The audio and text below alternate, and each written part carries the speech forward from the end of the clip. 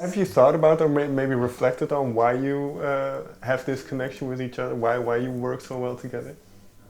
I just think we're buddies that well, we're just really close friends that have been through a lot together, a lot of weird situations together that no one else in the world has been through. So it's kind of like we grew out of that. I don't know. We just like, I think we've both been like involved in music and writing and recording music since we were like 18, 19, like, which is not, you know, there are obviously people that have done it way longer, but in that short time we've got to experience like really high highs and like really low lows. And so like, we're not jaded about the music business, but we also like, it's more personal to us now because that kind of, like we didn't go into the record being like, this needs to be successful and this needs to be like big and commercial. It was just like, we're gonna make this record for ourselves and our friends to listen to and like have this stamp in time. I think we know that in order to like make something that will last with people, you have to make sure wholeheartedly that it's gonna last with you. Like, we only wrote the songs that we wanted to listen to 100,000 times, because we did. And we have, and now we're playing them 200,000 times. like, you know. Collabing is fun too. Collab, dog. Collab. Let's get it. You mentioned those shared experiences. Is there anything you can share? Any experience or?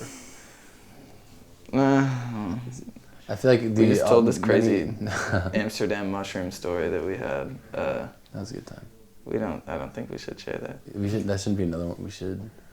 There's a lot of really dark ones that would like kind of incriminate the other people involved. Yeah, I think weirdly enough, and like this is a weird thing because I don't usually like.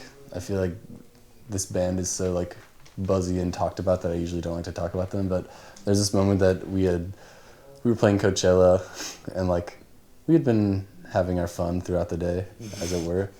And we both saw Tame Impala, and it was just like mind-blowing to us. Considering the... Yeah, it was like on their second album cycle, and we were like kicking it with them for a moment after they played, and they told us that they used sidechain compression live, which was like I was like, you can do that? I didn't even know you could do that live. They got their festival game down. But I guess in general, just like at the That's end also not an interesting story. Yeah, that is not like we saw Tame Impala once. What? I guess we were a little bit fucked up during it, so that was a little more special. But I guess like just at the end of Smith Westerns, it was just me and Julien hanging out every day, constant. Like the other two members of the band would kind of do their own thing, and we'd go do our own thing. Yeah, but I mean, if we really want to go into it. We did mushrooms one time in Amsterdam, and literally we weren't hallucinating. We found snails in our hotel room. We were like 45 minutes outside of the city, and they gave us a free hotel room. They gave us another hotel room, so we were just running around between these two hotel rooms, like losing our minds. And playing with the snails. They're friendly snails. We were watching like climb up batteries and shit. Remember that? We like took photos of them. It's not. It's not on your Facebook or anything. Yeah, it was like, and we were also drinking whiskey. It was really intense. We were like FaceTiming our girlfriends that we had at the time, but like we'd FaceTime and be like, "Hey, how's it going?" And then like flip 180 and be like, "Oh, like I can't talk to you anymore." We were really, really high. We went to McDonald's and there was like. We had to wait like 45 minutes to get a cheeseburger. There was like it was like 3 a.m. And we were like, let's get some McDonald's. And there was like a line out the door. Really? Like, what kind of McDonald's? Like, apparently it was like near the airport. So apparently like all the flights would come and everyone was going to McDonald's, but we didn't know that. And we just like sat in this long line forever in this McDonald's. It was a very surreal moment. Yeah, it was a bizarre night. This is something interesting because you mentioned girlfriend. And when I did my research on you, I came across a lot of articles that talked about you both being in the same situation in a sense where you broke up with your girlfriend and that kind of created the theme for the songs that came out. Is that fair to say? Mm-hmm. Yeah. Yeah, it's like I guess if we're talking about the record, I mean, it's just the whole thing is kind of like was written while we were in transition, like such a big transition that we couldn't, we didn't even really know that we were in it. It's like the breakup of a band was something that we were like, whew, we're out of that, but like we weren't even thinking about like, are we going to play music for the rest of our lives? It was just like we were in such a weird state that it was kind of like, it just felt really normal to focus on anything. So, and we were totally going through breakups, and that's like a different part of my brain, I feel, but it all affected the same weird like sense of like transition that the record gives off, I think. But in that sense, did you find support in each other going through the same thing and then writing about it as well? Yeah. I mean, I think like the way I thought about it is like, I love you, man. You too, buddy. You want a kiss? All right.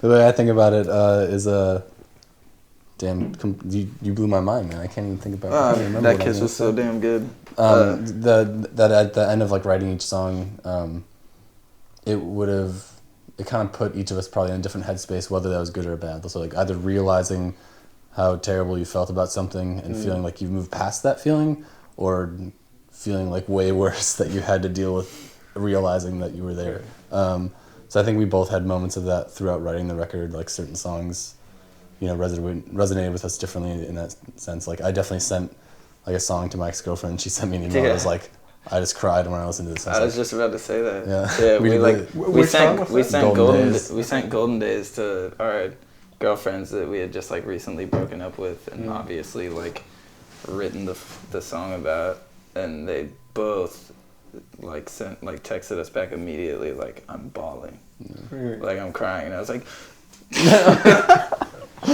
high five, yeah. Dude, yeah, it was just like, damn, like I guess it's kind of potent. Yeah, like, I mean, it felt as much as like that gesture was crazy. It was just kind of, it's like, I don't know, encapsulating a breakup in music is like, a lot of times it's just like super cliche and like say what you will about our songs, but I think that song especially like kind of tackles that subject in a way that I'm proud of. Like, I think we did it well. And the interesting thing about the songs then as well, because obviously the subject matter is quite dark and can be sad, but then the music is in contrast to that. It's quite upbeat and optimistic. So was that important to have that juxtaposition? Sad yet hopeful. That's like everyone keeps bringing that up. It's kind of awesome being over here. You guys are like really good interviewers. You guys read and listen to the music very, I guess like astutely, intently or something. I think we were talking about this earlier, and to me, I think it kind of showcases what the collaboration is. Like again, like I don't want to make it seem like one of us is a sad guy and one of us is a happy guy, but I think the different things that we bring to the table kind of result in that. Like you can hear the different personalities in the songs, which is cool. And we're like, some of the subject matter is like, it's just sad, but like we as people are like pretty hopeful and upbeat and happy guys. Like if you, I guess, hang out with us, you would see that. So I think it's kind of like our hearts are like shining through completely. And also like we love playing music, so it's like inherently the music, like the arrangements and music part of it are somewhat uplifting. They're gonna be somewhat rewarding. That's kind of like it's what makes us happy. So while we're doing it, we're in a good place. Right. Although when we go back and like lyrically consider what's being said, we'll be in a different place that's a little more vulnerable. Yeah, vulnerability. That's what people have been saying, which I haven't thought about yet. But so, well, you mentioned you're playing now 200 shows. So playing these songs over and over again, does that make you revisit those emotions, or is it something separate now? A little bit. To me, it's all about when you're playing a show. It's between you and the audience. Thanks a lot, buddy.